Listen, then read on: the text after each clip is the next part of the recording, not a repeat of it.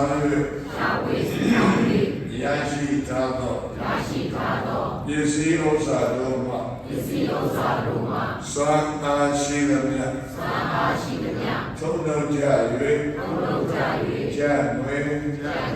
သိမ္မာသုံးထောင်တန်ဖိုးရှိသောပစ္စည်းတို့ကိုသကိုင်းတောင်၌မလျင်ပေးကြောင့်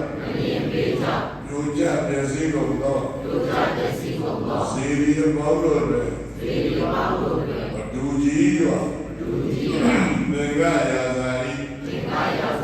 ကောင်းမှုဖြစ်သောဗရမယစေရီတော်ကိုပြုပြင်ဖို့ရာချမ်းဝေသိမ္မာသုံးတော်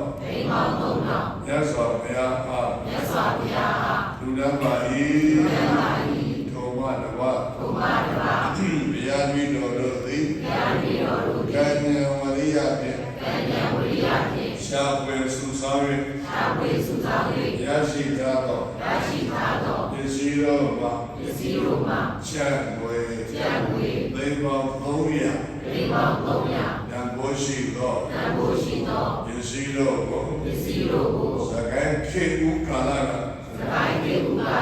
နန်ကိုင်းတော်မောန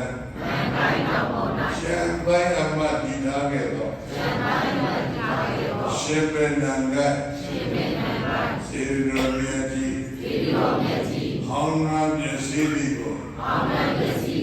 ပြင်ဆင်ဖို့ရာပြုပြင်ဖို့ရာမြတ်စွာဘုရားရှင်မောတော်မူသောခန္ဓာခုံလပဋိသင်္ခရဏဟောင်းနာကျိုးပဲ့ပြီးကိုဟောင်းနာပစ္စည်းတွေကိုပြင်ဆင်ပြီးလုံငန်းအတွက်မြတ်စွာဘုရားလူရမကြီးဒုမတဝဝေပါဠိမျိုးနဲ့ဝေသုံးပါ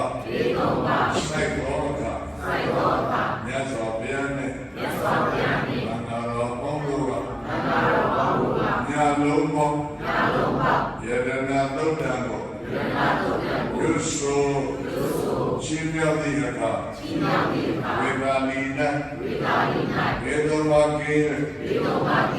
ဉ္ချမ်းသာယာရှိရခဲ့သောဒီထောင်စုမြန်မာနိုင်ငံတော်ဉ္ချမ်းသာယာဘုရားဤစိတ်တန်၍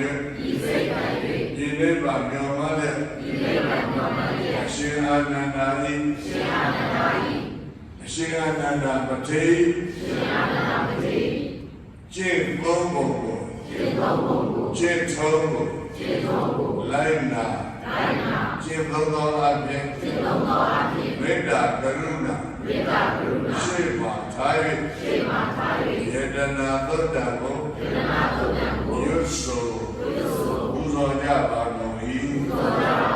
ဒီကောင်းမှုကုသိုလ်အရရသည်မြတ်ဝိတော်တို့၏ဘောဓိဉာဏ်၏အထောက်အပံ့ဖြစ်ပါစေတည်းဒီကောင်းမှုကုသိုလ်ဘုရားရာဂုံမျိုးတော်၏ဘဝခြင်းရှိမြေအပ်ပမြေအပ်နေရများစွာသတ္တဝါတို့အားချာတိပါစေရရှိပါစေအမြတ်ဝေဒီတော်စုမြန်မာနိုင်ငံတော်မြန်မာနိုင်ငံတော်၌ရောက်ရှိနေသောဝေးရန်ပေါငြိမ်းချမ်း၍သာယာဝပြောတိုင်းပြည်ဖြစ်သော